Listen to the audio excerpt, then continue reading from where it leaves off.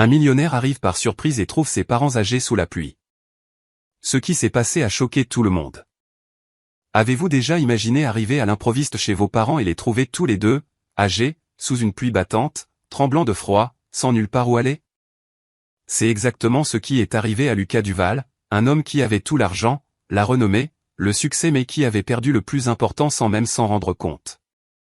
Et ce qu'il a découvert ce jour-là a complètement changé sa vie. Vous allez comprendre pourquoi cette histoire a bouleversé le pays entier. La pluie tombait à verse en cet après-midi gris sur un petit village en Normandie. L'asphalte mouillé, scintillant comme un miroir sombre, reflétait les phares de la voiture noire qui descendait lentement la rue principale. À l'intérieur, Lucas Duval, vêtu d'un costume sombre et impeccable, regardait par la fenêtre avec un sourire discret flottant sur ses lèvres. Cela faisait des années qu'il n'était pas revenu. Il sentait son cœur s'accélérer à chaque coin de rue, chaque façade familière. C'était comme si le temps s'était figé ici, entre les maisons simples aux toits d'ardoise et l'odeur de croissants chauds qui s'échappait des fenêtres des boulangeries. Mais ce qu'il vit en prenant le dernier virage fit s'arrêter son monde. Deux personnes âgées, complètement trempées, se tenaient sur le trottoir, essayant de s'abriter sous une bâche trouée, accrochée à un vieux mur de pierre. Le vent soufflait en rafales violentes, et l'eau glacée ruisselait sur leurs visages comme des larmes incessantes. Lucas freina brusquement la voiture, le crissement des pneus déchirant le bruit de la pluie. Il sortit sans même couper le moteur. « Papa !»« Maman !» cria-t-il, sa voix se brisant, alors qu'il courait dans leur direction. La femme leva lentement le visage. C'était Marie Dubois, sa mère. Ses cheveux blancs, autrefois si bien coiffés, étaient collés à son visage ridé, ses yeux embués par une tristesse infinie. À côté d'elle, Pierre Dubois, son père, le dos courbé, les mains tremblantes, tentait de protéger sa femme avec son propre corps frêle. « Mon Dieu, mais qu'est-ce que vous faites dehors ?» demanda Lucas, la confusion et la panique étranglant sa voix. Marie le regarda, les larmes se mêlant aux gouttes de pluie. « Lucas, mon fils, tu es revenu ? » « Bien sûr que je suis revenu, maman. »« Mais pourquoi êtes-vous ici, sous la pluie ? Où est la maison ?» Pierre baissa la tête, le poids de la honte l'écrasant. « Nous n'habitons plus ici, mon fils. » Lucas recula d'un pas, son esprit refusant de comprendre. « Comment ça, vous n'habitez plus ici ? Cette maison est à vous. Je l'ai achetée pour vous. » Marie se mit à sangloter, des hoquets déchirants secouant son corps frissonnant. « Non, mon enfant. Ils nous ont dit qu'elle n'était plus à nous. On nous a mis dehors. » La pluie semblait redoubler d'intensité à chaque mot prononcé. Lucas regarda autour de lui, le cœur battant à tout rompre. Cette maison où il avait grandi, dont chaque recoin était imprégné de ses souvenirs d'enfance, était maintenant vide, fermée, les fenêtres couvertes de planches de bois.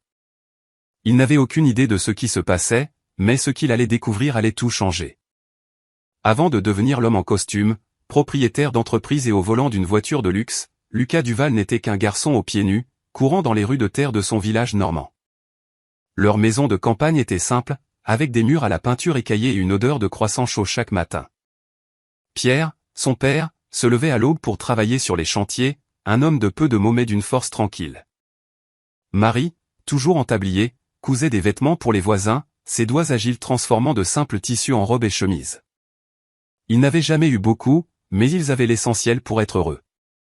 Ce qui ne manquait jamais dans cette maison, c'était l'amour. Une fois, alors que Lucas avait environ 10 ans, il était rentré de l'école la tête basse. « Papa, la maîtresse a demandé ce que faisait mon père, et j'ai eu honte de dire que tu es maçon. » Pierre retira son béret, regarda son fils avec calme et répondit « Mon fils, n'aie jamais honte de celui qui travaille honnêtement. La honte, c'est de tromper les autres. La brique et le ciment construisent une maison, mais le mensonge ne soutient même pas un toit. » Marie sourit et serra le garçon dans ses bras. « Un jour, tu comprendras que la valeur d'un homme ne se mesure pas à l'argent qu'il possède, mais au cœur qu'il porte. » Ces paroles restèrent gravées dans l'esprit de Lucas pendant de nombreuses années, jusqu'à ce que, avec le temps, le monde extérieur se mette à parler plus fort que le cœur de son enfance. Après le bac, Lucas obtint une bourse pour étudier à Paris. Ce fut une fête dans le voisinage. Ses parents organisèrent une collecte, vendirent leur vieille cuisinière et lui achetèrent une valise neuve. À la gare routière, Marie pleurait en serrant son fils dans ses bras. Va avec Dieu, mon garçon, et n'oublie jamais d'où tu viens. Jamais, maman, je te le promets. Mais les promesses faites dans l'émotion se perdent parfois dans le silence du temps. Des années plus tard, le garçon de Normandie était devenu l'entrepreneur Lucas Duval, propriétaire d'une start-up technologique qui avait connu une croissance fulgurante. Et avec le succès vint la distance. Les visites se raréfièrent, les appels téléphoniques devinrent rares, et le rythme effréné de Paris effaça peu à peu les souvenirs simples de la campagne. Marie appelait encore tous les dimanches, mais il était rare qu'elle puisse parler à son fils. C'était toujours sa femme, Valérie Mercier, qui répondait. « Oh, Madame Dubois, Lucas est en réunion importante en ce moment. Dès qu'il aura un moment, je lui demanderai de vous rappeler, d'accord ?» Mais ce rappel ne venait jamais. Malgré tout, Marie attendait. Chaque soir, elle posait son téléphone portable à côté de la vieille radio et disait à son mari, « Qui sait, peut-être qu'il appellera ce soir, Pierre. Le garçon doit être fatigué, n'est-ce pas ?» Pierre hochait simplement la tête en silence, un regard triste dans les yeux. Ils n'avaient jamais imaginé que le succès de leur fils, qui fut un jour leur plus grande fierté, serait le début de la plus grande souffrance de leur vie. Le temps passa vite. Lucas, désormais diplômé en ingénierie, avait commencé à travailler dans une petite entreprise technologique à Paris. Il était talentueux, dévoué et possédait une ambition qui semblait inextinguible. En quelques années, il créa sa propre entreprise, Duval Tech, et ses projets commencèrent à se faire remarquer dans tout le pays. Les magazines l'interviewaient. Les journaux locaux publiaient des articles avec des titres comme « Le Normand qui est devenu une référence en matière d'innovation ». Lucas, le garçon du village, vivait maintenant dans un appartement de luxe à Paris. Il avait des chauffeurs, une secrétaire particulière et, à ses côtés, Valérie, une femme belle, élégante et très intelligente, qui l'aidait à gérer ses affaires. Au début, Lucas croyait qu'elle était l'équilibre dont il avait besoin. Elle organisait son emploi du temps, soignait son image et lui donnait le sentiment d'être sur la bonne voie. Mais peu à peu, quelque chose commença à changer. Un soir, alors qu'il dînait dans un restaurant chic, Valérie commenta « Chérie, demain tu as une réunion avec des investisseurs à 9h, puis une interview à la radio. N'oublie pas. » Lucas sourit, fatigué. « Je sais, mais je pensais appeler mes parents après. Ça fait longtemps que je ne leur ai pas parlé. » Valérie, sans lever les yeux de son assiette, répondit « Encore, Lucas ? Ils appellent chaque semaine. Tu ne peux pas te laisser distraire par ça maintenant. Tu dois te concentrer sur ce qui se passe ici. » Cette phrase résonna dans sa tête, mais il ne voulut pas discuter. Il pensa qu'elle voulait seulement ce qu'il y avait de mieux pour lui. Les mois se transformèrent en années. Les visites à la campagne devinrent de plus en plus rares. Quand Marie appelait, Valérie répondait toujours. « Oh, Madame Dubois, Lucas est en réunion, vous savez ce que c'est. Le travail ne s'arrête jamais. Mais ne vous inquiétez pas, je lui transmettrai vos amitiés. » Et elle ne le faisait jamais. Marie, la voix tremblante, répondait « D'accord, ma fille. Dis-lui qu'il nous manque beaucoup. » Puis elle raccrochait et restait à regarder le jardin vide, ressentant un mélange d'orgueil et de tristesse. Pierre essayait de lui remonter le moral. Le garçon réussit dans la vie, Marie. C'est ce que nous voulions, non ? Elle soupirait. Oui, mais j'aimerais juste entendre sa voix, ne serait-ce qu'une petite minute. Pendant ce temps, à Paris, Lucas vivait à un autre rythme, réunions, voyages, contrats et fêtes luxueuses. Il croyait rendre ses parents fiers, sans imaginer que chaque jour de silence était comme une blessure qui s'agrandissait en eux.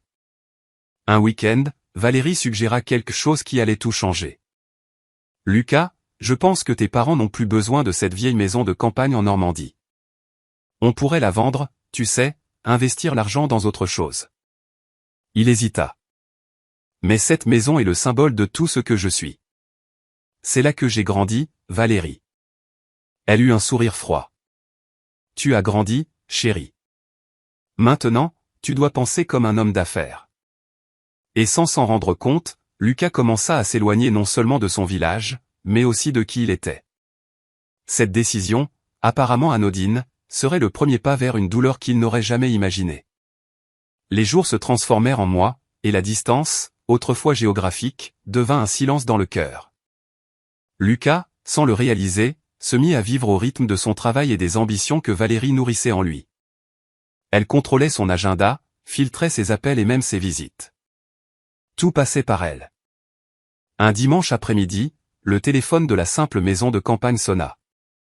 Marie se précipita pour répondre, un sourire plein d'espoir sur le visage. « Allô ? Lucas, mon fils, c'est toi ? » Mais la voix à l'autre bout du fil était froide et polie. « Bonjour, Madame Dubois. C'est Valérie. » Lucas se repose. Il a eu une semaine très chargée. « Oh, oui. D'accord, ma fille. Je voulais juste savoir s'il allait bien. Dis-lui que son père a réparé le portail qu'il avait cassé quand il était petit. Tu te souviens ? » Valérie laissa échapper un petit rire rapide. « Ah, oui, bien sûr. Je n'y manquerai pas. » Et elle raccrocha. Ce jour-là, Lucas dormait dans la chambre d'Accent grave côté, épuisé, et n'eut même pas connaissance de l'appel.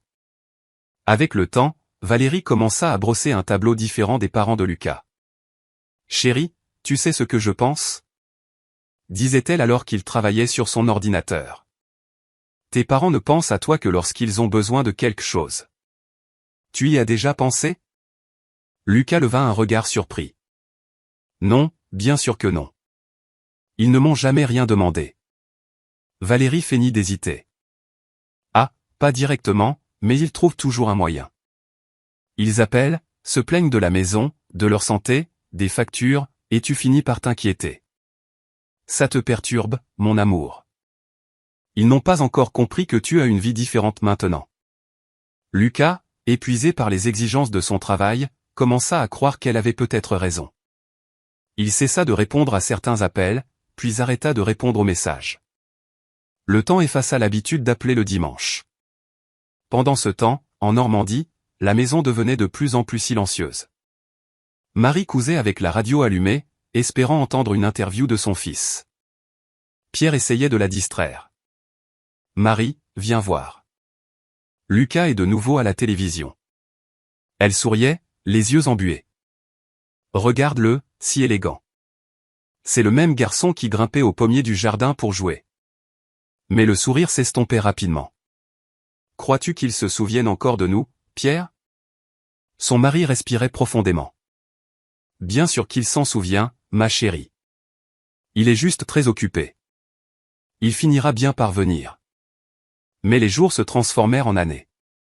Et plus le succès de Lucas grandissait, plus ses parents se sentaient oubliés. Un jour, Marie écrivit une lettre. Elle était courte, écrite d'une main tremblante. « Mon fils, tu nous manques tellement. La maison est trop grande sans ton sourire. Si tu ne peux pas venir, au moins, appelle, s'il te plaît. Nous t'aimons, maman et papa. » La lettre ne fut jamais remise. Valérie la trouva en premier, l'ouvrit, la lut et la jeta à la poubelle. À ce moment-là, elle décida de briser définitivement le lien entre Lucas et ses parents. Il ne se doutait de rien.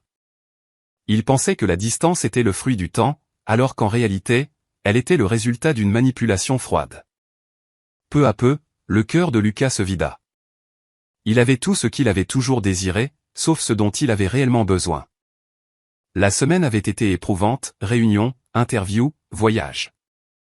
Le vendredi, au petit matin, Lucas entra dans son bureau pour finaliser un contrat et vit quelque chose dans un coin de son bureau, un vieux calendrier mural qu'il gardait par nostalgie. En grosses lettres, la date était marquée, anniversaire de mariage, Pierre et Marie, 42 ans. Il resta immobile, regardant, comme si le temps avait fait un bond en arrière. « J'y vais », murmura-t-il, entendant à peine sa propre voix. Au lever du jour, Valérie entra sans frapper, tenant son téléphone et une tasse. « Chérie, les investisseurs norvégiens ont demandé d'avancer la conférence téléphonique. » Lucas désigna le calendrier. « Aujourd'hui, c'est l'anniversaire de mariage de mes parents. Je vais les voir. » Valérie fronça les sourcils. « Maintenant ? Sans prévenir ? Ne vaudrait-il pas mieux envoyer des fleurs ou un panier garni ? » Il respira profondément. « Ma mère aime les fleurs simples cueillies dans le jardin et mon père préfère les croissants chauds à un panier chic. J'y vais. » Lucas, c'est imprudent. tu as des engagements, la presse, ton image. J'en ai assez de l'image. Elle tenta de sourire, mais son regard se durcit. Alors, je décale tes rendez-vous. Laisse comme c'est. Je serai de retour ce soir. Il quitta le bureau avec une hâte qu'il n'avait pas ressentie depuis longtemps. Il descendit au garage, congédia son chauffeur, Laurent Petit, et prit sa propre voiture. Dans l'ascenseur, son cœur battait vite, comme lorsqu'il était jeune et prenait le TER bondé pour l'université. Cette impulsion était ancienne, elle était sienne. À la conciergerie, Roger Durand, le concierge qui travaillait là depuis des années, le reconnut. « Monsieur Duval, vous partez tôt aujourd'hui ? » « Je rentre à la maison, Roger. »« À Paris ? » ?»« En Normandie. » Roger sourit. « Passez le bonjour à Madame Marie de ma part. » Cette femme a un sourire qui illumine la rue. Sur le chemin, Lucas s'arrêta chez un fleuriste de quartier. Les fleurs chères étaient en vitrine, mais il demanda des marguerites jaunes. « Ma mère a toujours aimé celle-ci. Elle dit qu'elle ressemble à des soleils. » La vendeuse enveloppa les fleurs dans un papier simple. Lucas les posa sur le siège passager comme un trésor. Il suivit l'autoroute, se souvenant de chaque virage de sa jeunesse. La radio jouait une vieille chanson française et il laissa ses pensées vagabonder. Les pommes du jardin, l'odeur du ragoût dans la marmite, le bruit de la pluie sur le toit en ardoise. Soudain, la culpabilité l'envahit, épaisse comme un nuage. Pourquoi était-il resté si longtemps éloigné ? Il déglutit et prit son téléphone. « Valérie, tout va bien ? Dis-moi. Si mes parents appellent, dis-leur que je suis sur la route. Dis que c'est une surprise. Mais s'ils n'appelleront pas, Lucas. Comment ça ? Il est tôt, et ils n'ont plus l'habitude d'appeler, n'est-ce pas ? C'est vrai. » Il termina la conversation avec un pincement au cœur qu'il ne sut nommer. À mi-chemin, une pensée le traversa comme un phare puissant. Et s'ils avaient besoin de quelque chose ? L'impulsion fut d'appeler Laurent Petit, son chauffeur de confiance. « Laurent, rends-moi un service. Appelle la boulangerie de Monsieur Paul sur la place du village, l'ancienne, et vois s'il fait encore des crêpes. Commandant une douzaine, bien garnie, dis que c'est pour Marie et Pierre Dubois. Je passerai les prendre. Comptez sur moi, patron. » La pluie commença fine, puis s'intensifia. L'essuie-glace battait un rythme qui rappelait les battements de son cœur. Lucas ralentit. Dans sa tête, il répétait ce qu'il dirait, « Papa, maman, pardonnez mon absence. J'ai apporté des fleurs et des crêpes. Aujourd'hui, c'est la fête. » Un bip de son téléphone. Message de Valérie, rentre à temps. N'oublie pas la conférence de presse à 20h. Il tapa, si je suis en retard, commencez sans moi. Et il rangea l'appareil. Il voulait arriver léger, comme quelqu'un qui retourne à son port d'attache. Près d'Évreux, le ciel s'assombrit. Il s'arrêta à une aire de repos, commanda 2 croissants et un café noir. La serveuse, une Normande de celle qui appelle tout le monde, jeune homme, engagea la conversation. « Où allez-vous avec cette pluie, jeune homme ? » « Voir mes parents, dans leur village. » « Ah, c'est une bonne chose. La maison de ses parents, c'est notre vraie maison. » Lucas sourit avec les yeux. C'est vrai. De retour sur la route, les souvenirs défilèrent comme un film, le jour où Marie avait cousu son premier costume pour sa remise de diplôme, le regard fier de Pierre, debout au fond de l'amphithéâtre, applaudissant bruyamment, sans honte de pleurer. Un instant, il envia le garçon qu'il avait été, celui qui savait exactement ce qui comptait. Au milieu du trajet, l'essuie-glace se bloqua une seconde. Lucas gara la voiture et respira profondément. Sur le siège passager, les marguerites étaient encore vives, jaunes comme un soleil obstiné par temps couvert. Il ajusta l'emballage comme pour s'excuser d'un retard de plusieurs années. « J'arrive, maman. »« J'arrive, papa, » dit-il à voix basse, comme une prière. Alors qu'il reprenait la route, Valérie appela de nouveau. « Lucas, je révise ton agenda. Il vaut mieux prévenir tes parents que tu ne pourras pas rester longtemps. Valérie, aujourd'hui, je resterai le temps qu'il faudra. Tu es trop émotif. Et tu oublies que je suis un fils. » Silence sur la ligne. Puis sa voix devint sèche. Fais comme tu veux. Il raccrocha sans culpabilité. C'était la première décision entièrement sienne depuis longtemps. Des heures plus tard, le panneau apparut au bord de la route, « Bienvenue à Nom du village ». Le cœur de Lucas battit plus fort, comme s'il reconnaissait le chemin. La pluie s'intensifia, le ciel s'alourdit, mais il sentit quelque chose de bon naître en lui. Une sorte d'espoir qui n'existe que lorsqu'on rentre chez soi. Dans le rétroviseur, la grande ville devint petite. Devant lui, les rues simples, l'odeur de la terre mouillée, le souvenir du portail qui grinçait. Lucas entra lentement par l'avenue principale, avec les fleurs sur le siège et une demande de pardon prête sur le bout de la langue. Il ne le savait pas encore, mais ce retour ne serait pas seulement une surprise. Ce serait le début d'une vérité qui allait le blesser profondément et changer sa vie pour toujours.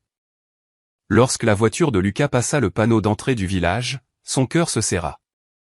La fine pluie qui l'avait accompagné sur la route se transforma en bruine, juste assez pour imprégner l'air de cette odeur de terre mouillée dont il se souvenait de son enfance.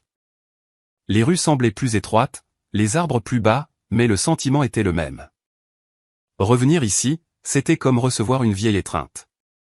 Il ralentit sur l'avenue principale. À gauche, l'église du village où il avait fait sa première communion. À droite, le petit terrain où il avait appris à taper dans un ballon avec ses amis. Le temps passe, mais certaines choses semblent nous attendre. Lucas se gara devant la boulangerie de Monsieur Paul, la même que toujours, avec son enseigne un peu de travers et sa vitrine embuée par la chaleur du four.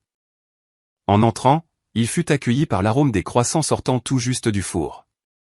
Monsieur Paul, en tablier blanc et avec des yeux bienveillants, leva la tête et afficha un large sourire. « Tiens, si ce n'est pas le Lucas de chez Pierre. Je pensais que tu nous avais oubliés, mon garçon. » Lucas rit, un peu gêné, et lui tendit la main. « Non, Monsieur Paul. Je me suis juste un peu perdu en chemin. Vous avez préparé les crêpes? Ah, les voilà. Bien garnies, avec la confiture que ta mère aime tant. Merci. C'est leur anniversaire de mariage aujourd'hui. Je voulais leur faire une surprise. » Madame Simone, la femme de Monsieur Paul, apparut de l'arrière-boutique avec un torchon sur l'épaule. « Allez, dépêche-toi, petit. Une pluie comme ça refroidit les personnes âgées. Et fais un bisou à Marie de ma part. Ça fait longtemps que je ne l'ai pas vue par ici. » La phrase resta en suspens. Lucas perçut une certaine étrangeté, mais préféra ne pas insister. Il paya, remercia, prit les crêpes et retourna à sa voiture. Sur le siège passager, les marguerites jaunes et la boîte de crêpes. Dans sa poitrine, une demande de pardon qu'il répétait mot pour mot. Il passa devant l'école communale où il avait étudié. Une dame balayait son trottoir. Lucas reconnut Madame Denise, une ancienne voisine. « Madame Denise !» appela-t-il en baissant la vitre. Elle s'approcha, plissant les yeux pour mieux voir. « Lucas !»« Mon Dieu, le garçon de Marie !» Elle s'appuya joyeusement contre la portière. « Tu es devenu un grand monsieur, hein? Tu es important maintenant. » Lucas sourit humblement. « Important, non, Madame Denise. Je suis le même qu'avant. Je vais voir mes parents. Va avec Dieu. » Elle s'arrêta, comme si elle pesait ses mots. « Fais-leur un grand coucou. Dis-leur que les bavardages au portail me manquent. »« Je n'y manquerai pas, » répondit-il fermement, bien qu'une pointe d'inquiétude le pinçât à l'intérieur. Pourquoi tout le monde parlait-il d'eux comme s'ils avaient disparu? Il continua son chemin. La ville semblait lui parler. Le bruit du vieux car, le sifflement du TER au loin, les chiens courant après les mobylettes. Tout lui rappelait qui il était avant les gratte-ciel et les interviews. Le rétroviseur montrait un homme en costume, mais sa mémoire lui renvoyait un garçon en short, les pieds couverts de poussière. En entrant dans le quartier où il avait grandi, la pluie s'intensifia. Il s'arrêta sous un arbre, enleva sa veste, retroussa les manches de sa chemise et respira profondément. Il prit les fleurs, vérifia l'emballage des crêpes et fit les derniers mètres à pied. Il voulait arriver à pied, comme avant, comme quelqu'un qui revient désarmé, ne portant que son cœur. En chemin, une autre voisine qui vendait des madeleines au coin de la rue reconnut sa haute silhouette. « Lucas, mon garçon. Ta mère va tomber à la renverse en te voyant. »« C'est ce que je veux, dit-il en souriant. Ils fêtent leurs 42 ans de mariage aujourd'hui. 42 ans. Miséricorde, quelle bénédiction. Et d'un geste simple, elle mit 2 madeleines dans un petit sachet. Tiens, emporte ça pour eux. C'est pour moi. Lucas accepta le cadeau comme on recueille un morceau de thym. Il remercia et continua, le cœur battant la chamade alors qu'il apercevait au bout de la rue le portail en fer de la maison où il avait grandi. La peinture verte était usée, ce qui faisait partie du charme, pensa-t-il. Et le grand pommier du jardin inclinait ses branches par-dessus le mur, comme pour regarder la rue. Il s'arrêta sur le trottoir d'en face, abritant les fleurs sous sa chemise pour ne pas les mouiller. Son cœur battait fort. Il imagina la scène, Marie ouvrant la porte, la main sur la bouche, ce rire qui menace de se transformer en larmes. Pierre ajustant sa chemise, feignant la gravité pour cacher son émotion. Il s'assiérait à table, couperait les crêpes, et il dirait « Désolé, j'ai mis du temps, mais je suis de retour. » Il fit 2 pas et remarqua un détail. Le cadenas du portail n'était pas le même, plus neuf, brillant. Il fronça les sourcils mais ne voulut pas s'alarmer. Il posa le doigt sur le fer froid. Le métal lui renvoya un frisson qui remonta le long de son bras. « Papa. Maman. » appela Théil de l'extérieur, essayant de voir à travers une fente. Le jardin semblait trop bien rangé, presque dépourvu des objets habituels, le petit banc en bois, la bassine en aluminium, l'étendoir à linge. Il secoua la tête, amusé par sa propre nervosité. « C'est sûrement la pluie qui me trouble la vue, pensa-t-il. Il se tourna vers la rue et remarqua un homme debout sous l'auvent de la maison du coin, observant avec curiosité. Lucas lui fit un signe de la main. « Bonjour. Je suis Lucas, le fils de Marie et Pierre Dubois. » Ah. L'homme se gratta la nuque, gêné. « Je suis Léo Bernard. J'ai emménagé il y a peu. » Il fit un geste vague. « Ici, tout le monde connaît votre famille. Des gens bien. Savez-vous s'ils sont à la maison ?» Léo Bernard sembla chercher ses mots. « Écoutez, je suis arrivé il y a quelques mois. J'ai vu peu de mouvements par ici, mais Madame Denise doit savoir mieux que moi. J'ai déjà parlé avec elle. Je vais appeler encore une fois. » Lucas respira profondément, serra les fleurs comme on tient une promesse et appela de nouveau, « Papa. Maman. C'est moi. » Le son de la pluie répondit en premier, frappant le toit, coulant le long des gouttières. Aucune voix, aucun pas, aucune fente de lumière sous la porte. Il regarda sa montre. Il était encore tôt. Peut-être étaient-ils allés à la messe ou faire une course au marché. Il ne voulait pas nourrir de mauvais pressentiments. Pendant qu'il attendait, un coup de tonnerre retentit et l'eau s'intensifia brusquement. Lucas courut vers la partie couverte du mur pour protéger les fleurs. Sa chemise était déjà collée à son corps, mais sa poitrine était réchauffée par une certitude. « Aujourd'hui, je ne pars pas sans vous voir. » Dans sa poche, son téléphone vibra. Message de Valérie. « Si tu décides de rentrer, préviens-moi 30 minutes à l'avance. La presse est déjà prête. » Il verrouilla l'écran. La ville, la maison, la pluie, tout lui disait que sa vie ne tenait dans aucune conférence de presse ce jour-là. Il décida de faire un tour du pâté de maison, comme il le faisait enfant, pour voir s'il rencontrait un ancien voisin. Les crêpes exhalaient une douce odeur qui se mélangeait à celle de l'eau et de la terre. Les marguerites, têtues, continuaient de briller d'un jaune éclatant, même sous la bruine. À chaque pas, son cœur répétait des souvenirs. L'espoir lui serrait la main et le guidait vers le coin de rue qui le séparait de son passé. Quand il tourna enfin de nouveau dans la rue de la maison, la tempête éclata pour de bon, un rideau d'eau trouble. Lucas pressa le pas, ses chaussures éclaboussant les flaques, et pensa à voix haute, comme pour appeler la chance, « Maman, attends-moi. Papa, j'arrive. » Il s'approcha du portail une fois de plus. Il ne le savait pas encore, mais il ne lui restait qu'un pas pour franchir la ligne qui sépare le bon souvenir de ce qui va faire mal. Et pour révéler ce que la ville silencieuse semblait essayer de lui dire depuis son arrivée. Le ciel s'effondra d'un seul coup, comme si toute la ville pleurait. Lucas serra les fleurs contre sa poitrine pour les protéger et retourna au portail. Le cadenas neuf brillait sous l'eau. Il essaya la sonnette, frappa du poing sur le bois. Rien. Aucun pas, aucun murmure. Les fenêtres étaient fermées de l'intérieur, comme si la maison avait retenu sa propre respiration. Le compteur électrique à l'extérieur tournait lentement, mais la maison restait sombre, éteinte de souvenirs. « Papa, maman !» insista-t-il, la voix plus forte pour couvrir le bruit de la pluie. La réponse vint d'un autre endroit, d'une allée latérale où le mur de la maison projetait une ombre sur le trottoir. Un morceau de bâche déchiré tremblait au vent, attaché par de vieux fils de fer. Dessous, 2 corps recroquevillés tentaient d'échapper au froid qui s'infiltrait de toutes parts. Lucas courut, son cœur se transformant en un marteau dans sa poitrine. « Papa !»« Maman !» La femme leva lentement le visage, les cheveux blancs collés à son front, ce regard que Lucas connaissait depuis son enfance. « Lucas, mon fils !» La voix de Marie sortit faible, comme si elle économisait ses forces depuis longtemps. À côté, Pierre tira la bâche en arrière, essayant de faire de la place pour son fils. Ses mains tremblaient. On ne savait si c'était de froid ou de honte. « Viens ici, mon garçon. » La pluie est cinglante, dit-il, essayant de conserver la dignité qu'il avait toujours eue. Lucas s'agenouilla dans la flaque, sans s'en soucier, enleva sa veste et la posa sur les épaules de Marie. Puis, il ouvrit l'emballage et montra les marguerites jaunes.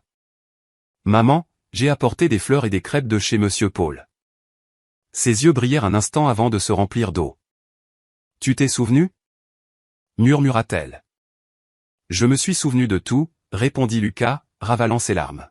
« Allons à la voiture, il y a le chauffage. Vous allez vous sécher. On parlera calmement. » Pierre tenta de se lever, mais perdit l'équilibre. Lucas soutint son père fermement. « Doucement, papa. Je suis là. » Ils marchèrent tous les trois jusqu'à la voiture. Lucas ouvrit la portière arrière, recouvrit la banquette de sa propre veste, alluma l'air chaud, prit une couverture du coffre, souvenir d'un vieux voyage, et la plaça sur leurs jambes. La vitre s'embua rapidement. Dehors, la tempête créait un monde gris. Dedans, leur respiration formait un abri. « Tiens, maman. » Lucas offrit les crêpes, ouvrant l'emballage. « Mange un morceau, c'est tout frais. » « Tout à l'heure, » dit-elle à voix basse. « Calme-toi d'abord, mon fils. Tu es tout pâle. Je serai pâle si vous ne me dites pas que vous allez bien. » Il les regarda, cherchant des réponses sur leur visage fatigué. Marie posa sa main sur la sienne, une petite main chaude, façonnée par une vie de couture. « On va s'arranger, Lucas. » Pierre se racla la gorge, le regard fuyant. « Cette pluie me fait mal aux os, mais ça passe. Ça a toujours passé. » Lucas regarda la maison silencieuse dans le rétroviseur. Le cadenas neuf semblait se moquer de lui. Il ouvrit la portière du conducteur, retourna sur le trottoir et essaya de regarder par les fentes. Seulement le vide. Aucun portrait au mur, aucune serviette sur l'étendoir, aucun signe de vie. Il retourna à la voiture, essayant de contenir son angoisse. « Pourquoi étiez-vous dehors? Qu'est-ce qui s'est passé ici ?» Pierre respira profondément, les mâchoires serrées, comme quelqu'un qui porte un lourd fardeau seul depuis longtemps. « On en parlera plus tard, mon fils. Laisse d'abord ta mère se réchauffer les mains. »« Non, Pierre, » l'interrompit Marie avec une douce fermeté. « Lucas mérite de savoir. Mais pas maintenant. Laisse son cœur se calmer un peu. C'est beaucoup de route, beaucoup de pluie. » Lucas agrippa le volant, hésitant entre retourner frapper au portail ou démarrer la voiture et emmener ses parents loin d'ici. Il choisit ce qu'un fils choisit quand il ne sait pas où commencer. Prendre soin. « Allons dans une auberge de campagne, » dit-il, décidé. « Vous prendrez une douche chaude, mettrez des vêtements secs, mangerez un potage chaud. Ensuite, on reviendra ici si nécessaire. Je ne vous laisse pas sous cette pluie une minute de plus. » Pas besoin de dépenser, Lucas, tenta Pierre en relevant le menton. On va s'arranger. Dépenser quoi, papa? L'argent sert à ça, à protéger ceux qu'on aime. Marie essuya ses yeux avec le coin de la couverture. Tu parles comme quand tu étais petit, quand tu défendais tes petits camarades à l'école. Et je suis toujours le même, répondit-il avec un bref sourire qui lui fit mal. Je suis juste en retard. Il mit le contact. La voiture glissa lentement dans la rue et Lucas regarda dans le rétroviseur. La maison resta derrière, immobile, avec un cadenas brillant là où il y avait autrefois une porte ouverte. Les marguerites sur les genoux de Marie étaient le seul soleil de cette fin d'après-midi. « Maman, papa » commença-t-il, choisissant ses mots comme on marche sur un sol inondé. « Aujourd'hui, c'est votre anniversaire. Je voulais une fête, mais je vous promets, on va comprendre tout ça ensemble. Je ne quitte pas ce village sans avoir résolu ce problème. » Personne ne répondit. Seules les mains ridées de Marie serrant les siennes et le regard silencieux de Pierre, qui s'autorisa enfin à appuyer sa tête contre le siège et à fermer les yeux un instant. Dehors, la pluie ne donnait aucun répit. Dedans, un nouveau silence s'installa, de ceux qui précèdent les vérités qui changent les destins. Et Lucas sentit que, tout comme la tempête, ce qui allait arriver serait lourd, plus lourd qu'il ne l'imaginait. Mais cette fois, il n'allait pas fuir. Il était revenu pour rester. Dans la simple auberge de campagne près de la place, Lucas aida ses parents à se sécher. Il donna à sa mère un sweatshirt acheté à la réception et à son père un manteau oublié dans le coffre d'un vieux voyage. Un potage chaud arriva fumant, redonnant un peu de couleur à leur visage pâle. « Ça va mieux, maman ?» demanda Lucas, ajustant la couverture sur ses épaules. « Mieux, mon fils, » répondit Marie, forçant un sourire. La chaleur réchauffe même le cœur. Pierre resta silencieux, les yeux baissés. « Papa, qu'est-il arrivé à notre maison ?» insista Lucas, doucement, comme quelqu'un qui craint la réponse. Pierre respira profondément. « On ira voir après. Il vaut mieux que tu voies de tes propres yeux. » Quand la pluie cessa, ils y retournèrent. Le quartier semblait le même, mais la maison non. Le cadenas neuf brillait comme une sentence. Lucas appela le nom de ses parents une autre fois, par habitude, et la maison répondit par le silence. De l'autre côté de la rue, une voiture argentée s'arrêta. Un homme d'âge moyen en descendit, une mallette en cuir à la main, son costume froissé. Il s'approcha avec l'air de quelqu'un qui connaît le terrain. « Bonjour. Vous êtes Monsieur Duval ? » ? « Oui. »« Qui êtes-vous ? » ? « Nicolas Lefebvre, de l'agence immobilière Demeure d'aujourd'hui. Je gère cette maison. Je peux vous aider ? » Lucas soutint son regard. « Oui. Cette maison appartient à mes parents. Pourquoi avez-vous changé le cadenas ? Pourquoi était-il dans la rue sous la pluie ? » Nicolas Lefebvre se racla la gorge, mal à l'aise. Il regarda les personnes âgées, puis sa mallette. « Voyez-vous, monsieur, cette maison est sous une nouvelle gestion depuis quelque temps. Nous avons reçu des instructions d'expulsion. Tout a été communiqué. » « Communiqué à qui ? » La voix de Lucas devint plus dure. « Parce que je n'ai rien reçu. »« Et mes parents ? » ?»« Mes parents vivaient ici. » Marie se recroquevilla, comme pour disparaître. « Phil, laisse le monsieur parler. » Nicolas Lefebvre ouvrit sa mallette, en sortit une enveloppe plastifiée, ne montrant que la couverture sans la donner. Il y a un avis d'expulsion à l'amiable et une notification extrajudiciaire. Il est indiqué que, il déglutit, il y a eu une directive pour que les occupants quittent les lieux. La serrure a été changée et la clé a été rendue au bureau. Rendue ? Lucas fit un pas en avant. Qui a rendu la clé ? Le représentant de la propriété, répondit-il, serrant la mallette contre sa poitrine. Je ne suis pas autorisé à donner de nom ici, dans la rue, mais tout est enregistré dans le système. Le sang de Lucas ne fit qu'un tour, mais il se contint, se tourna vers le portail, fixa la rouille peinte et la couleur verte qui résistait dans les coins, comme si la maison voulait encore se souvenir de ce qu'elle avait été. « Papa, maman, vous n'étiez pas là quand ils ont changé la serrure ?» Pierre ajusta un béret imaginaire, un vieux geste, cherchant la dignité dans ses mains. « Si, on était là. On est resté dehors. Ils ont dit que c'était un ordre de ceux qui commandent, qu'il fallait rendre les clés. Et vous les avez rendues ? On a essayé de discuter, dit la voix rauque, mais personne n'écoutait. Marie serra les marguerites contre sa poitrine. J'ai juste demandé une photo de ton diplôme, Lucas. J'ai dit qu'ils pouvaient prendre le reste, mais je voulais cette photo. Et ils l'ont laissée ? Voulut-il savoir, la gorge sèche. Pas sur le moment, ses yeux brillèrent. Plus tard, une jeune femme de la rue de l'église a trouvé le cadre dans une boîte sur le trottoir et me l'a apporté. Il est fissuré, mais je l'ai gardé.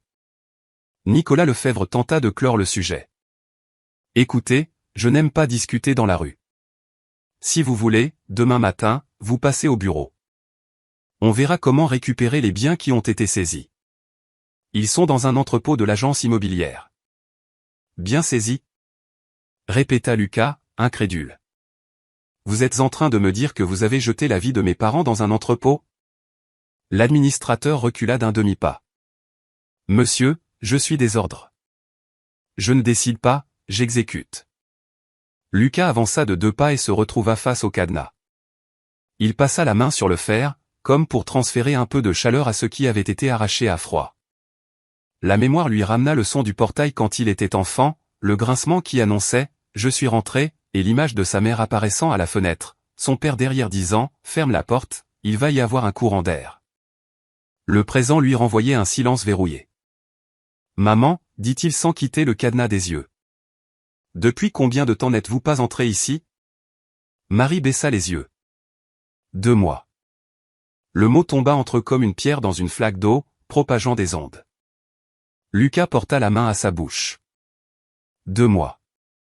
2 mois de pluie et de soleil. 2 mois de portes verrouillées. 2 mois loin de la cuisinière, du lit, des portraits. 2 mois qu'il n'avait pas vu parce qu'il était occupé à être quelqu'un loin d'ici. Et pendant ces 2 mois, il se racla la gorge, essayant de rester debout. Où avez-vous dormi? Pierre fixa la rue vide. Où on pouvait, mon fils. Sous le porche de l'église pendant un temps. Puis sous l'auvent d'un voisin quand il faisait sec. Quand il pleuvait, on venait ici. La bâche aidait un peu. Et personne du village, les gens sont bons, dit le vieil homme. Ils apportaient du potage, une couverture. Mais chacun a ses propres combats, n'est-ce pas? Personne ne peut mener ceux des autres tous les jours. Nicolas Lefebvre consulta sa montre, inquiet. Je dois y aller. Je suis vraiment désolé. Demain, 9 h, bureau de demeure d'aujourd'hui, sur la rue de la mairie. Apportez une pièce d'identité. Il regarda Lucas. Vous, monsieur, vous devriez pouvoir régler ça rapidement ici. Les choses avancent vite.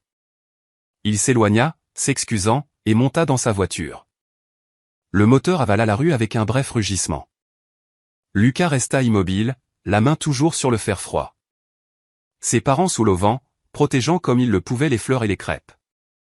Le monde s'était rétréci pour tenir dans la largeur de ce portail. Papa, maman, dit-il enfin, demain matin, j'irai à ce bureau. Plus personne ne touchera à votre vie sans me parler. Marie hocha la tête et une larme têtue s'échappa, se perdant sur son visage déjà mouillé. D'accord, mon fils. Que Dieu t'entende. Pierre posa simplement sa main sur l'épaule de son fils, un geste petit et entier, comme pour dire « Je suis là ». La pluie recommença à tomber, fine, insistante. Lucas respira profondément, s'essuya le visage et reconduisit ses parents à la voiture. Tandis que le moteur chauffait, il regarda une dernière fois le cadenas, qui n'était pas seulement du métal et une clé, mais un message. Et cette fois, il n'allait pas faire semblant de ne pas l'avoir entendu. Demain, on ouvrira ça, dit-il, calme et ferme, de la bonne manière.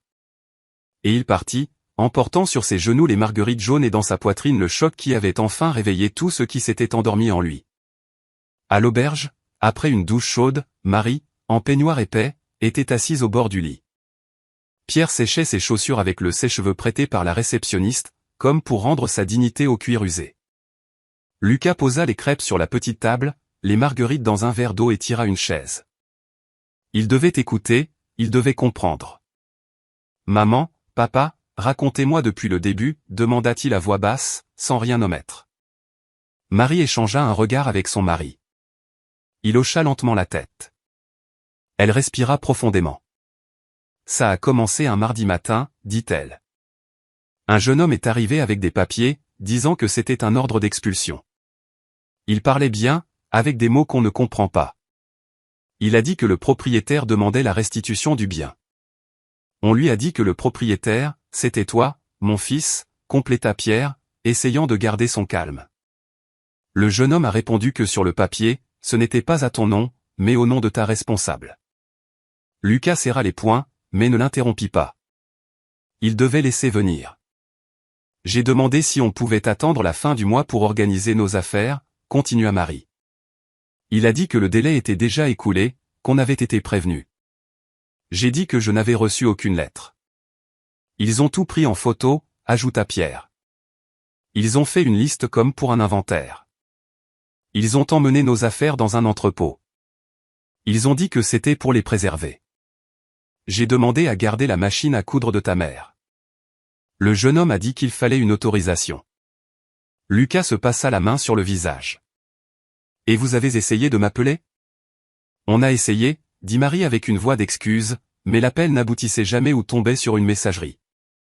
Une jeune femme répondait et disait que tu étais occupé. J'ai insisté, j'ai demandé que tu me rappelles, j'ai attendu tous les jours. Et puis on a renoncé à déranger. J'ai pensé aller à Paris, raconta Pierre. Mais le billet et ma douleur au genou. On est resté ici, en espérant une solution. Chaque jour, quelqu'un disait, revenez demain au bureau. Marie ouvrit alors son petit sac, en sortit une enveloppe froissée. De l'intérieur, elle tira deux choses, une image pieuse et une vieille photo fissurée de la remise de diplôme de Lucas. Quand ils ont emporté les cartons, cette photo est restée par terre, le verre brisé. Le jeune homme allait la piétiner sans la voir. Chloé Martin, la jeune de la rue de l'église, l'a ramassée tout de suite. Gardez-la, Marie, un jour votre garçon reviendra. Je l'ai gardée. Elle sourit faiblement. Je l'ai gardée comme on garde son souffle. Lucas prit la photo avec précaution, comme s'il craignait de blesser le passé. Il reconnut le regard de son père au fond de l'amphithéâtre, fier. Il reconnut sa mère au premier rang, pleurant et riant en même temps. L'image fissurée semblait une métaphore parfaite de ce qu'ils étaient devenus. « Où avez-vous dormi cette première nuit » demanda-t-il presque dans un murmure. « Sous le porche de l'église, mon fils, répondit Pierre. Le père François nous a laissé y rester le temps de trouver une solution. Ensuite, quand il faisait sec, un voisin nous laissait nous abriter sous son auvent. Quand il pleuvait, on venait devant la maison. Là, au moins, on restait près. Près de quoi, maman? Demanda Lucas, la voix tremblante. Près de notre vie, mon fils, répondit-elle simplement. Cette maison, c'est notre histoire. Rester sur le trottoir, c'était une façon de ne pas nous quitter nous-mêmes. Il y eut un silence. Du couloir parvenait le son d'une télévision lointaine. Le monde continuait à l'extérieur. Là, à l'intérieur, le temps s'était arrêté pour eux trois. Et pour la nourriture, les médicaments, insista Lucas, tâtant les bords de la douleur. Les gens ont aidé, dit Marie. La voisine a apporté des madeleines. Madame Denise a apporté une couverture. La pharmacienne a mis de côté les médicaments pour la tension à crédit. On n'a pas eu faim. Ce qu'on a subi, c'est, elle chercha le mot, l'humiliation. Et le silence. Pierre se racla la gorge, tripotant le bas de son manteau. Un jour, il y a eu une panne de courant dans la rue. Ta mère et moi, on a eu peur. Elle est petite, tu sais, mais son cœur est très grand. Je l'ai serrée dans mes bras et j'ai dit, ça va passer. Et c'est passé. Ça a toujours passé. Mais ça fait mal. Lucas sentit ses yeux brûler. Pourquoi n'avez-vous dit à personne que la maison était à moi? Sur le papier, elle ne l'était pas, répondit Pierre directement.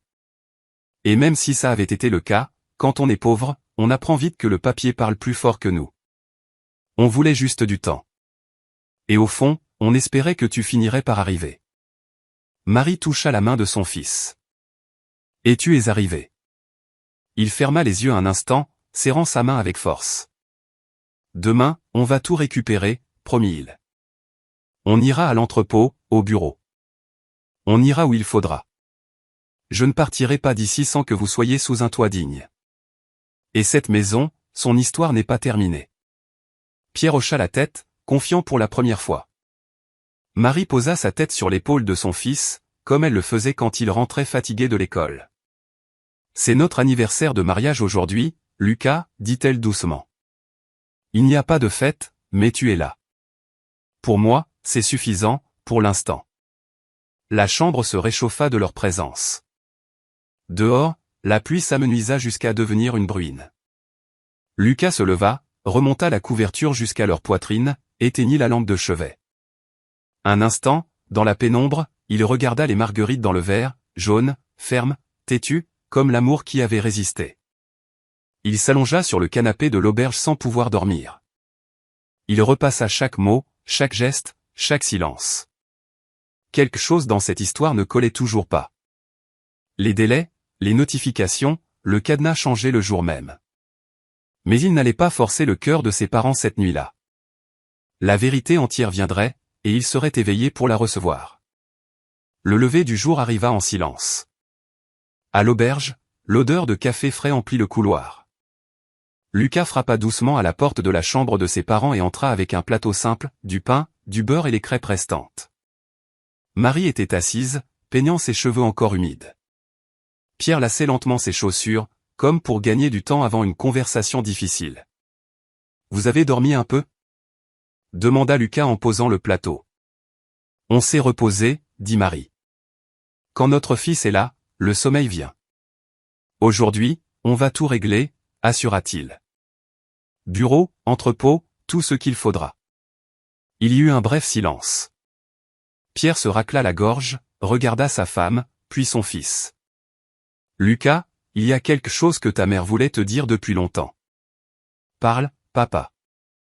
J'ai besoin d'entendre. » Marie respira profondément, ses doigts serrant le peigne. Le jour où ils ont changé la serrure, ce n'est pas seulement le jeune homme de l'agence qui est venu. Une femme élégante est venue aussi, avec un parfum fort. Elle est arrivée la première, avant tout le monde. Lucas sentit sa peau se hérisser, mais il attendit. Elle a dit, la voix de Marie se brisa, elle a dit qu'il valait mieux qu'on parte, que c'est toi qui l'avais décidé. Que tu avais honte de nous.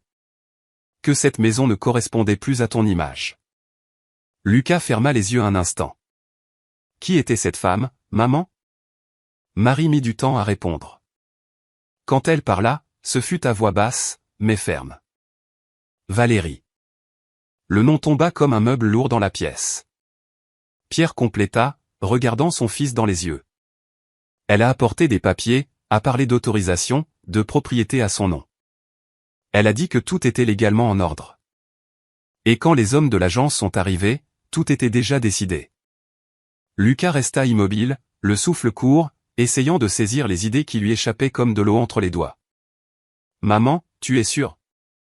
Marie hocha la tête avec une douleur ancienne. « Oui. Elle me l'a dit en me regardant dans les yeux. Elle a dit que c'était pour ton bien. Que tu ne voulais pas être dérangé. J'ai demandé à te parler, au moins un appel devant elle. Elle a dit que ce n'était pas la peine, qu'elle avait déjà ton message. » Lucas fouilla dans sa poche comme pour chercher une preuve que cela ne pouvait être vrai. Il ne trouva rien d'autre que le bruit de son propre cœur. « Et pourquoi vous ne me l'avez pas dit avant ?» La question sortit basse, presque une supplique. « Parce que je ne voulais pas te blesser, mon fils, » répondit Marie, les mains tremblantes. « J'ai pensé, il a confié sa vie à cette femme. Si je parle, je détruis sa propre maison de l'intérieur. J'ai décidé de ravaler ma douleur dans l'espoir qu'un jour tu reviennes. Et tu es revenu. » Pierre secoua la tête, la voix étranglée.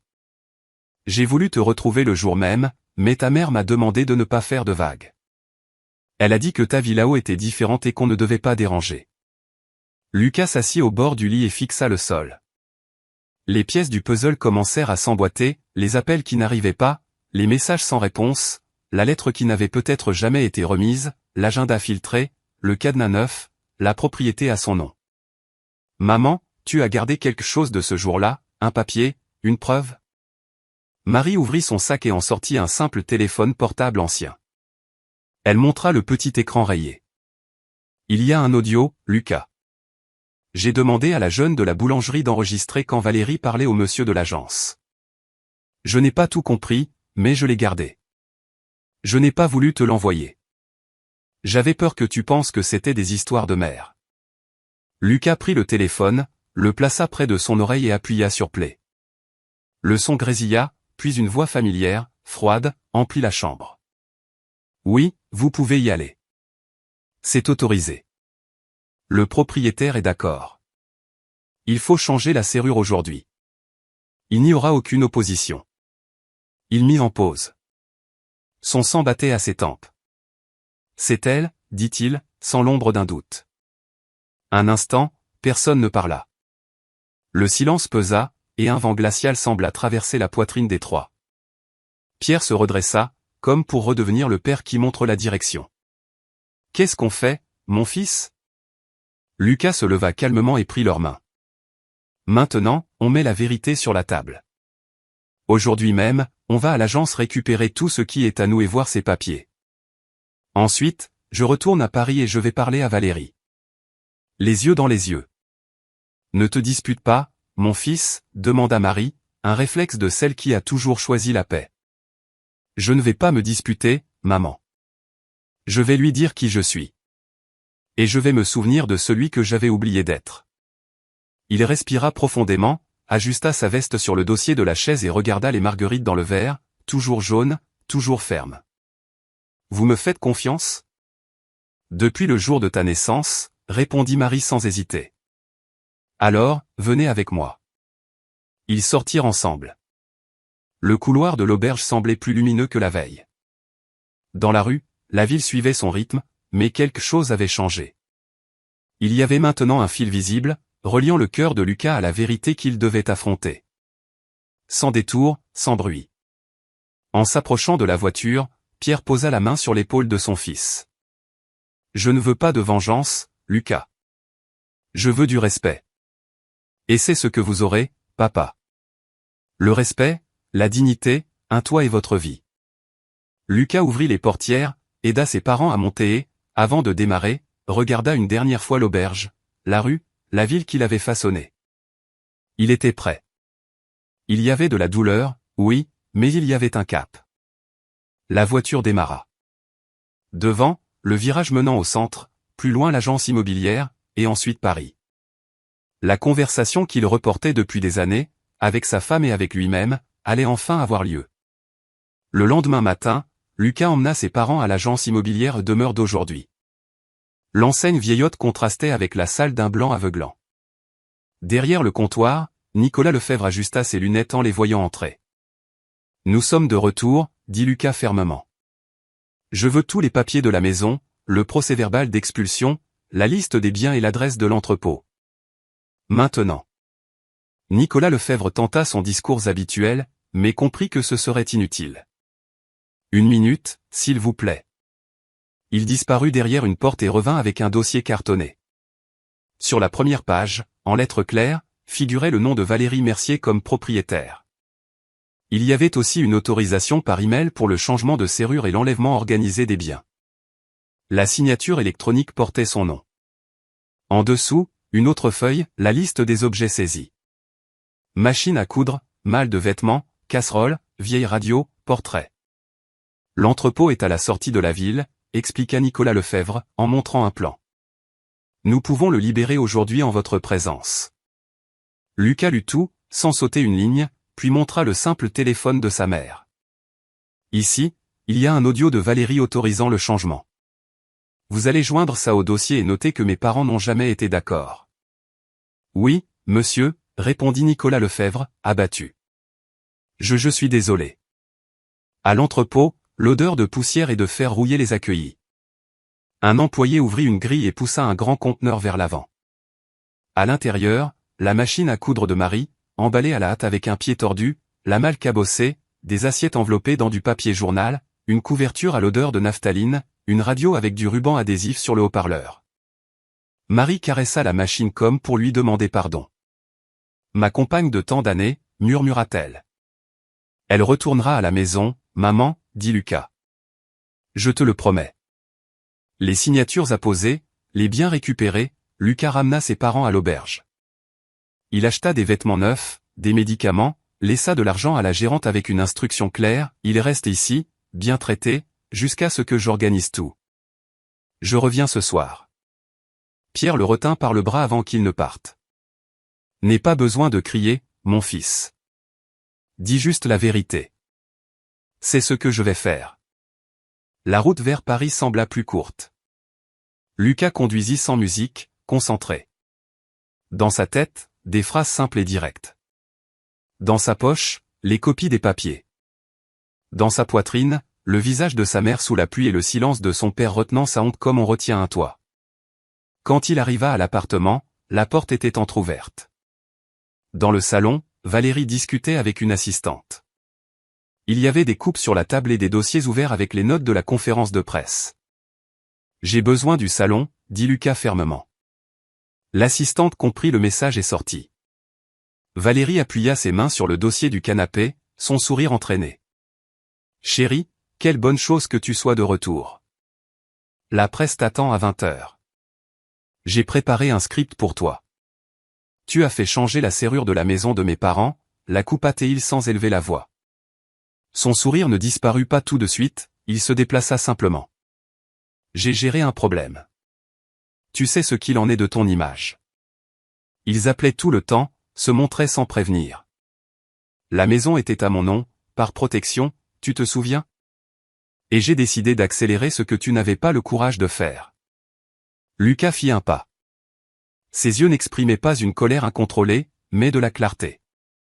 Accélérer, c'est expulser 2 personnes âgées de la maison où elles ont élevé leur fils? Protéger son image, c'est changer un cadenas sous la pluie?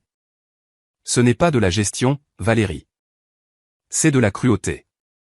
Elle croisa les bras, tendus. Tu es trop émotif. Tu n'étais pas là quand il mettait la pression. Tout était légal. J'ai consulté un avocat. J'ai une autorisation. As-tu mon consentement? Demanda Lucas lentement. Tu m'as donné une procuration pour régler les questions patrimoniales. Une procuration n'est pas un sauf-conduit pour humilier mes parents. Valérie respira profondément, changea de ton. Lucas, réveille-toi. Tu es un homme public. Ton histoire de pauvreté est utile dans les discours, mais pas au quotidien. Ils amenaient l'odeur de la campagne dans ta vie de conseil d'administration et d'investisseur. J'ai dégagé le chemin pour que tu puisses grandir. C'est moi qui te mets en couverture des magazines, qui défend les contrats, qui ferme les portes avant qu'on ne te voie faible. Faible est celui qui a besoin d'écraser des gens simples pour se sentir grand, répondit-il. Et petit est celui qui confond succès et expulsion. Elle tenta une autre approche. Écoute, je comprends ton émotion. On va faire appel à un service d'aide, leur louer quelque chose de discret, payer un soignant. On fera une note officielle disant que c'était un malentendu. En 2 semaines, personne ne s'en souviendra. Lucas ouvrit le dossier sur la table et étala les documents, l'autorisation avec sa signature, la liste des biens, les photos de l'entrepôt. Il sortit alors le téléphone de sa mère et lança l'audio. La voix de Valérie envahit le salon. Oui, vous pouvez y aller. C'est autorisé. Changez la serrure aujourd'hui. Le visage de Valérie perdit ses couleurs. Tu as enregistré? Ma mère a enregistré. Pour se protéger de toi.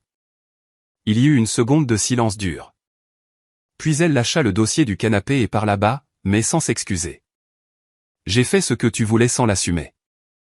J'ai retiré de ton chemin ce qui te ralentissait. Mes parents me ralentissent?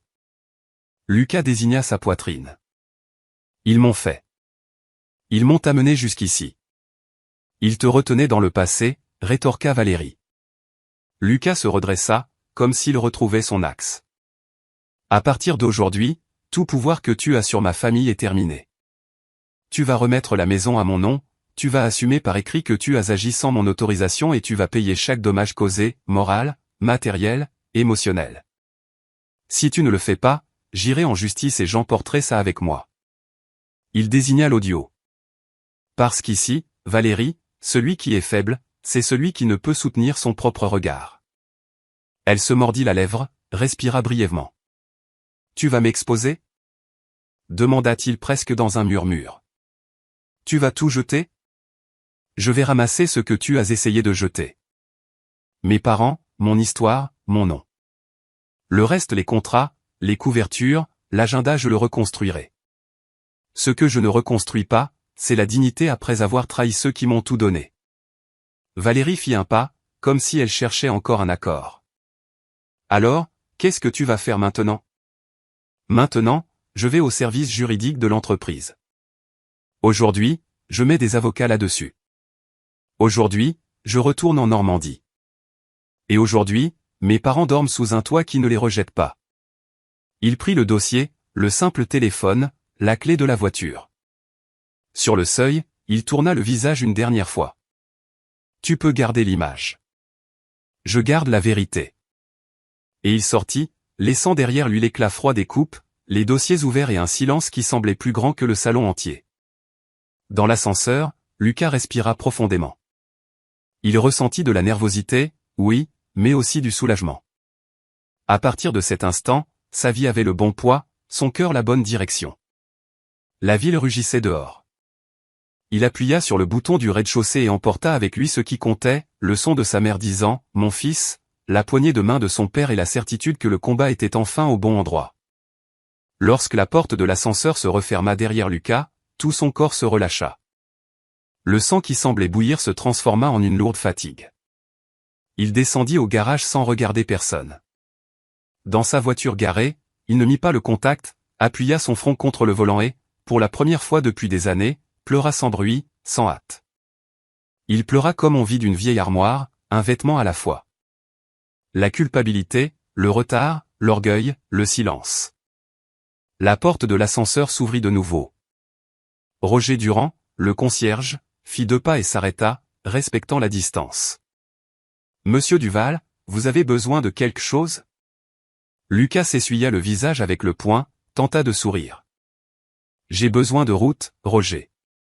Et de courage. » La route, vous l'avez. Le courage, le concierge désigna sa poitrine. « J'ai vu beaucoup d'hommes riches sans. Vous en avez. » Lucas hocha la tête, démarra la voiture et monta au bureau de l'entreprise pour une seule raison, mettre le service juridique en action. La réceptionniste se leva, surprise. Il passa tout droit. « Stéphanie. »« Dans mon bureau, maintenant, s'il vous plaît, » dit-il à l'interphone. Quelques minutes plus tard, Stéphanie Laurent, l'avocate de la société, entra, sérieuse, un bloc-notes à la main. « Lucas, que s'est-il passé ? » J'ai besoin de transférer un bien immobilier à mon nom aujourd'hui et d'engager une procédure contre l'administratrice qui a exécuté une expulsion sans mon consentement. Nous avons des documents, un audio, des emails, une liste de biens, tout.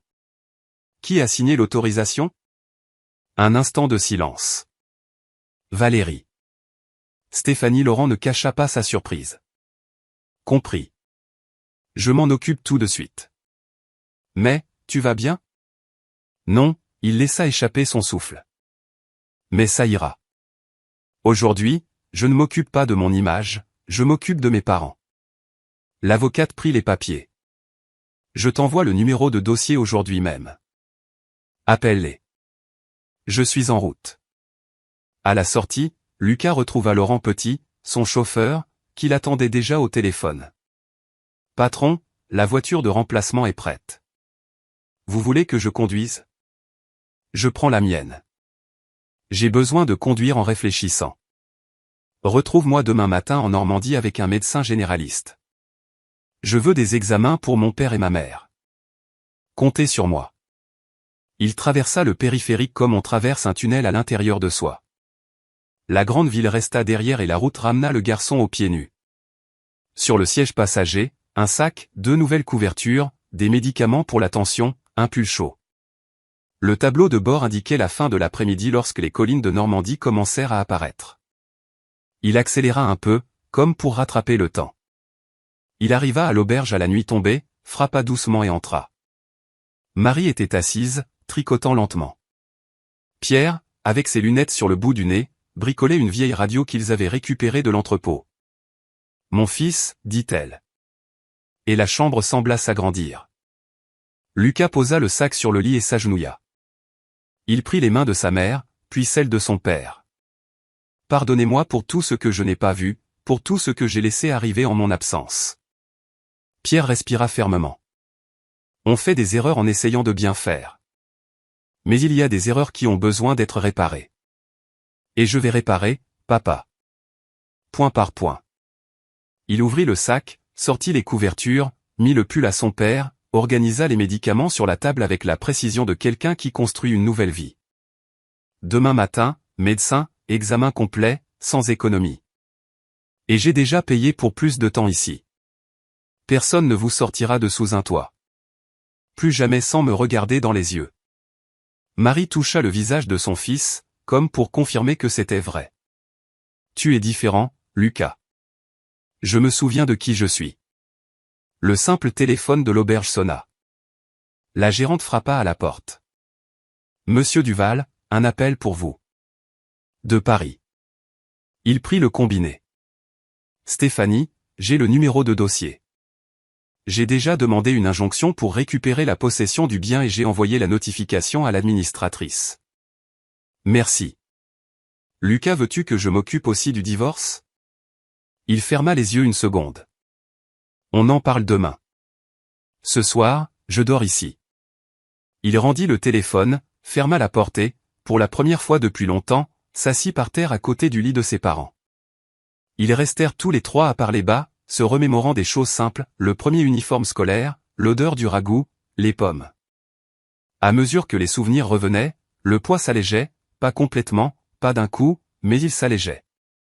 Quand le sommeil gagna les vieillards, Lucas resta éveillé, regardant le plafond en bois. Son esprit répétait des images comme des diapositives, le cadenas neuf, la bâche déchirée, c'est autorisé. Au lieu de s'endurcir, son cœur s'adoucit. Il sut que cette douleur n'était pas son ennemi, mais son sol, le bon endroit pour recommencer. Au milieu de la nuit, une fine pluie recommença à frapper la fenêtre. Lucas se leva doucement, ferma le rideau, ajusta la couverture sur ses parents et murmura « Je suis là ». Et il resta, sans hâte d'être un autre, pressé seulement d'être un fils. Le lendemain matin, avant que le soleil ne se fraie un chemin, il était déjà debout, agenda vide, nouvelle priorité. Son téléphone vibra avec des messages de la presse, d'investisseurs, de réunions. Il répondit à tous par 2 mots, plus tard. Et il descendit chercher du pain à la boulangerie, comme il le faisait adolescent. Un geste petit et énorme, chargé de promesses. La ville s'éveillait lentement, et lui aussi. Mais le monde de Lucas n'était plus fait de délais et de chiffres, il était fait de noms, Marie et Pierre. Et d'une certitude, à partir de ce jour, personne ne parlerait à sa place. Le soleil perça timidement à travers les nuages quand Lucas sortit tôt avec ses parents. D'abord, le médecin. Le généraliste mesura la tension, écouta les poumons, demanda des examens, parla directement, sans fioriture. Marie, Pierre, vous êtes fatigués, mais stable. Avec des médicaments et du repos, vous irez bien. Lucas remercia comme on reçoit un cadeau. J'achète tout maintenant. Rien ne manquera, docteur. De là, ils passèrent à la pharmacie, au magasin de vêtements et à une épicerie de quartier. Lucas portait les sacs de provisions comme pour rendre du poids au bras qu'il avait élevé. Pierre insista pour en porter un, fier, je peux encore le faire, mon fils. Je vous laisse le faire, papa, sourit Lucas. Mais pas seul. En milieu de matinée, le téléphone sonna. Stéphanie Laurent. J'ai obtenu l'injonction. La justice a reconnu la vulnérabilité de tes parents. La réintégration de possession est autorisée. Lucas ferma les yeux et laissa l'air sortir lentement. Merci, Stéphanie. Aujourd'hui même, je vais commencer à arranger cette maison. Mais avant le moindre coup de marteau, il prit une autre décision. Il loua dans le même quartier une petite maison de plain-pied, simple, carrelage froid, petite véranda. 3 mois payés d'avance, contrat au nom de sa mère.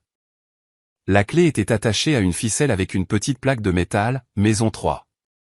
Maman, papa, pour l'instant, vous dormez ici, au chaud, en sécurité, avec l'odeur du café. Marie serra la clé contre sa poitrine. C'est un miracle, mon fils. Ce n'est pas un miracle, maman. C'est un devoir. L'après-midi, il s'arrêta devant la vieille maison, le trottoir encore humide, le cadenas brillant. Lucas respira fermement. À côté de lui, Nicolas Lefebvre de l'agence, maintenant silencieux, portait une enveloppe avec les papiers et la décision de justice. Faisons les choses bien, dit Lucas. Sans scandale, juste du respect. L'huissier lut le document. Le serrurier changea la serrure en plein jour. Quand la porte s'ouvrit, l'odeur de moisi se mêla à celle du passé. Marie fit 2 pas, mais Lucas la retint avec douceur. Calme-toi.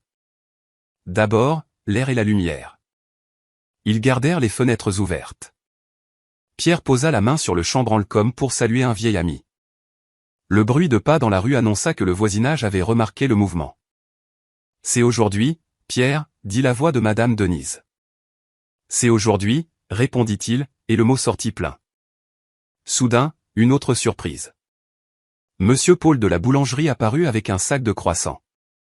Une autre voisine apporta un plat de poulet ri. Léo Bernard, le nouveau voisin, arriva avec des seaux et des balais. En quelques minutes, une corvée silencieuse s'organisa. Chacun prit un coin, balayant, lavant, suspendant les rideaux, battant les tapis, frottant le carrelage. C'était comme si la maison respirait à nouveau. Il ne fallait pas, dit Lucas, les yeux embués. Si, il le fallait, répondit Madame Denise. Les bonnes personnes ne peuvent pas revenir seules. Marie retrouva l'emplacement de la cuisinière par pur instinct.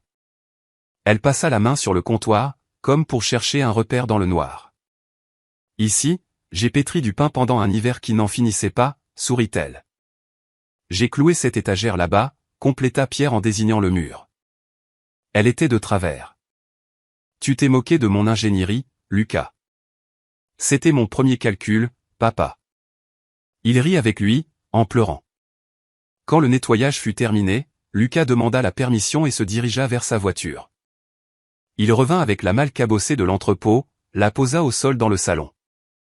Marie l'ouvrit avec soin. À l'intérieur, pliée avec soin, se trouvaient les courtes pointes, une robe bleue, la nappe en dentelle du mariage. Au fond, une vieille enveloppe. Pierre la reconnut immédiatement. J'ai gardé ça quand tu avais 10 ans. Lucas l'ouvrit. Un cahier à lignes, couverture en carton, titre écrit au crayon, les promesses de Lucas. Il lut la première ligne tremblante d'une écriture d'enfant, un jour, j'achèterai une maison pour ma mère et mon père, et il ne pleuvra plus jamais à l'intérieur. La pièce devint silencieuse. Marie porta la main à sa bouche. Pierre retira ses lunettes pour essuyer ses yeux. Lucas sourit à pleines dents, comme il souriait quand il atteignait sa cible dans son enfance. Ça a pris du temps, mais j'ai tenu ma promesse. Cette nuit-là, la vieille maison ne serait pas encore leur abri. La peinture attendrait le lendemain, mais il y avait une table propre, des chaises sèches et des ampoules allumées. Ils retournèrent donc à la petite maison louée, pour dormir paisiblement. Marie insista pour emporter le cahier avec elle. En chemin, la ville semblait différente, les lumières des lampadaires formant une rivière jaune jusqu'au coin de son enfance. En entrant, Lucas alluma le salon, ouvrit la fenêtre sur la nuit sereine et mit les marguerites dans un verre sur la table. Maman, papa, ce soir on dîne ensemble, demain matin peinture, et après les meubles. Et quand cette maison sera prête, on y retournera comme il se doit, sans hâte, sans peur. Pierre leva son verre d'eau. Au toit qui ne rejette pas et au fil qui est revenu. Au sol qui nous reconnaît et à l'amour qui n'est pas passé, compléta Marie. Avant de dormir, Lucas écrivit un court message à son avocate sur son téléphone, maintenir l'action en justice, tout transférer sans arrangement à l'amiable. Il éteignit l'écran et appuya sa tête contre le mur. Il était épuisé, oui, mais d'une bonne fatigue. La fatigue de celui qui a remis son cœur à sa place. Alors que ses paupières s'alourdissaient, on frappa à la porte.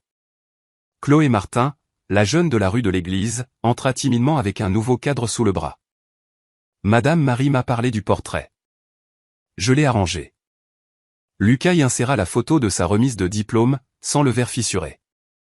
Le portrait reprit vie. Droit, propre, prêt, dit Chloé Martin. Maintenant, la maison sait. Oui, elle sait, répondit Lucas.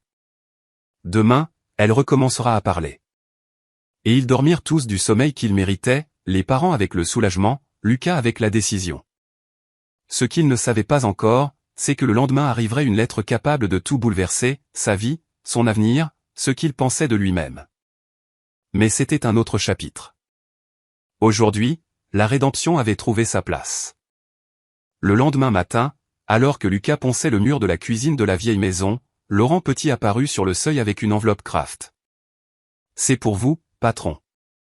On l'a laissé à l'auberge. » « De qui ? » ?»« De Paris. » Sans expéditeur.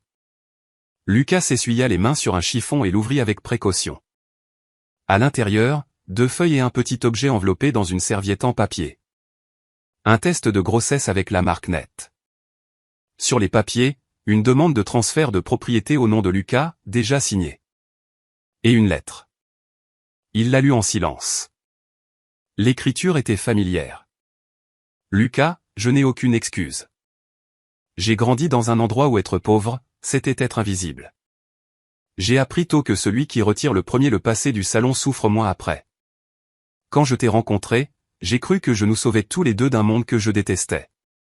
Je suis devenu un filtre, un mur, un cadenas. J'ai dit et c'est autorisé et comme on signe un décret contre soi-même. J'ai découvert hier que je suis enceinte et que je risque de répéter avec cet enfant ce qu'on m'a fait, couper les racines. Je transfère la maison à ton nom. Le service juridique a déjà les signatures. Tu n'as jamais été le problème, Lucas. J'ai été le miroir de ce que je craignais le plus. Si un jour tu le peux, laisse cet enfant connaître ses grands-parents. Valérie. Lucas resta immobile, le papier tremblant entre ses doigts. Dans le jardin, Marie étendait des torchons sur la corde et Pierre battait un tapis avec soin, comme on joue d'un instrument.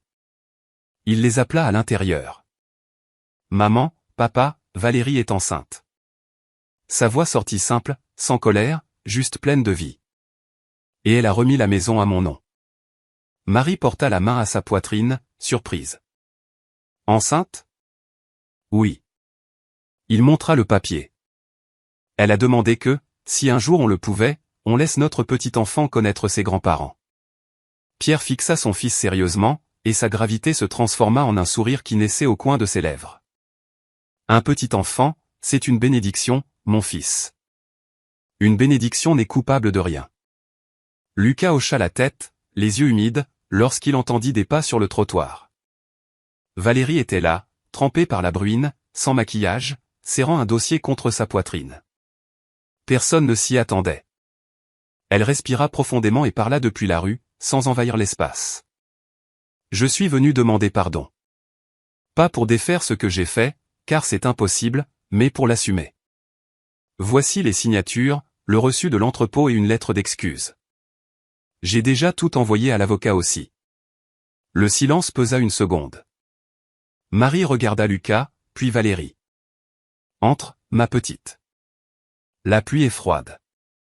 Valérie hésita, puis franchit le portail, s'arrêta dans le salon vide, respira l'odeur des vieux murs et du ragoût qui venait de la cocotte électrique que Chloé Martin avait apportée. Elle retira ses chaussures, comme pour demander la permission à un lieu sacré. Marie, Pierre, sa voix se brisa. Je croyais protéger Lucas de vous. En réalité, je le protégeais de moi. Marie s'approcha lentement. On fait des erreurs avec de mauvaises intentions, ma fille, et on paie en les réparant. Valérie se mordit la lèvre, leva les yeux. Je quitte l'entreprise. Je répondrai de mes actes. Elle posa une main sur son ventre encore plat. Je ne veux pas que cet enfant grandisse avec la peur de ses origines. Si vous le voulez bien, je reviendrai plus tard, calmement. Pierre s'avança, simple comme toujours. Reviens, oui. Ici, il y a une chaise pour une de plus, une assiette pour une de plus, et une histoire pour en guérir une de plus. Valérie pleura en silence. Lucas l'observa, ferme. Les papiers sont chez mon avocate, dit-il. La justice suivra son cours, sans détour. Je sais, acquiesça-t-elle. Ce que je suis venu chercher aujourd'hui, ce n'est pas un accord, c'est un pardon possible. Et ce que je suis venu laisser, c'est de l'espace. Cette maison, cette histoire, et cet enfant. Marie toucha légèrement son ventre. Un geste ancien de bénédiction. Un enfant a besoin de racines. Si un jour tu le permets, je coudrai le trousseau de bébé. Valérie laissa échapper un rire entre deux sanglots. Je ne sais pas coudre. Je t'apprendrai, dit Marie. Point par point. En fin d'après-midi, le salon prit des couleurs. Les voisins apportèrent une table prêtée, 2 chaises et un vase. Lucas accrocha au mur la photo de sa remise de diplôme, dans son nouveau cadre. Sous le portrait, il plaça le cahier, Les promesses de Lucas, ouvert à la première page. Le voisinage réuni comprit le symbole et applaudit doucement, respectueusement. Valérie prit congé sans hâte, avec un signe de tête humble. Sur le trottoir, avant de partir, elle se tourna vers Lucas. « Merci de ne pas avoir crié. »« Aujourd'hui, le bon bruit est celui du marteau et des rires, » répondit-il. « La justice s'occupe du reste. » Elle partit lentement et personne ne dit du mal d'elle. Ce n'était pas nécessaire. Toute la rue avait déjà vu ce qu'il fallait voir, le cadenas brisé de l'intérieur, le toit rallumé et 2 mains de mère offrant du fil et une aiguille à qui voulait apprendre. Le soir, après le départ de tout le monde, Lucas tira une chaise sur le seuil. Pierre s'assit à côté, son béret à la main, et Marie arriva avec une tasse de café pour chacun. La bruine cessa. Le ciel ouvrit un couloir d'étoiles qui semblait pointer vers le jardin. « Papa, » dit Lucas en regardant au loin. « Si ce garçon vient vraiment au monde, je veux qu'il apprenne ici à être un homme. » « Alors amène-le, » répondit simplement le vieil homme. « On lui apprendra à écouter le train, à manger des pommes, à respecter ceux qui sont venus avant. Et à recoudre ce que la vie déchire, » compléta Marie, souriant avec les yeux. Le revirement ne fut la chute de personne, ni une humiliation publique, ni un gros titre. Ce fut toute la ville voyant l'impossible se produire, la maison qui avait expulsé, accueillir à nouveau, la femme qui avait blessé, demander réparation, le fils qui s'était perdu, se retrouver. Et pour la première fois depuis longtemps, l'avenir prit voix dans ce salon. Lucas embrassa le front de ses parents et resta encore un peu, écoutant seulement leur respiration mêlée au bruit doux de la nuit. Au mur, la photo droite, sur la table, le cahier ouvert.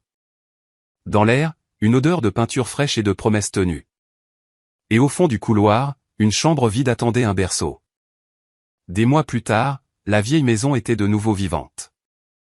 Mur clair, toit solide, fenêtre avec un rideau en dentelle qui dansait au vent. Dans le jardin, le pommier donnait à nouveau des fruits. Le voisinage se réunit une fois de plus, cette fois pour une raison différente, baptisé le salon d'un nouveau départ. Au milieu de l'après-midi, Valérie arriva avec le bébé dans les bras. Elle avait les yeux gonflés de quelqu'un qui a pleuré et a pris.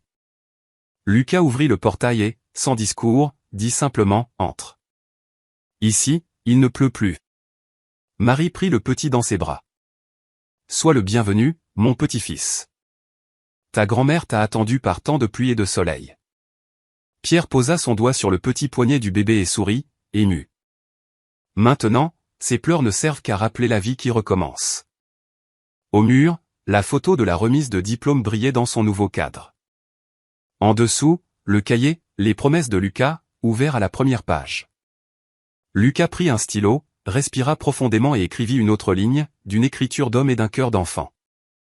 Promesse tenue, toi, respect et racine. Le lendemain, la ville s'arrêta devant la maison pour écouter une annonce. Lucas, simple, chemise claire et le bébé dans les bras, parla à qui voulait bien l'entendre. À partir d'aujourd'hui naît la Fondation Marie et Pierre, Racine et toi, une maison d'accueil pour les personnes âgées expulsées et les familles sans soutien. Ici, personne ne dormira sur le trottoir. Ici, le respect est la règle. Les applaudissements vinrent, timides d'abord, puis fermes, jusqu'à devenir des applaudissements chaleureux. Madame Denise apporta des croissants chauds. Monsieur Paul promit de fournir le café. Chloé Martin proposa d'enseigner la broderie. Léo Bernard apporta des tableurs et de son temps. Valérie, tête basse, signa les papiers de donation et resta au dernier rang, sans fuir, présente pour assumer son propre passé et ouvrir la voie à un avenir meilleur pour son fils. Le soir, la famille était assise sur la véranda.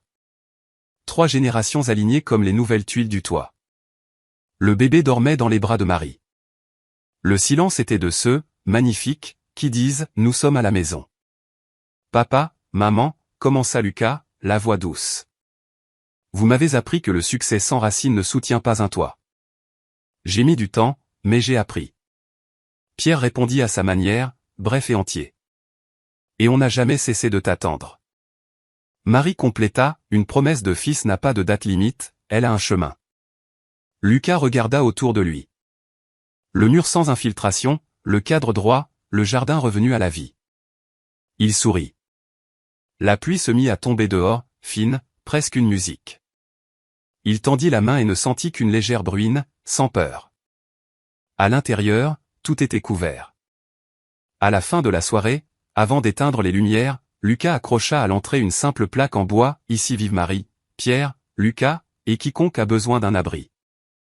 Et il verrouilla de l'intérieur, non pour expulser, mais pour protéger. L'histoire se termine comme elle devait se terminer, avec un toit, des racines et un avenir. Ce qui avait choqué et fait mal était devenu un pont. Le vent qui avait menacé de les séparer avait créé une famille plus grande. Et dans la chambre du fond, un berceau attendait l'aube. Preuve que la vie trouve toujours un chemin quand quelqu'un décide de revenir à ce qui est juste.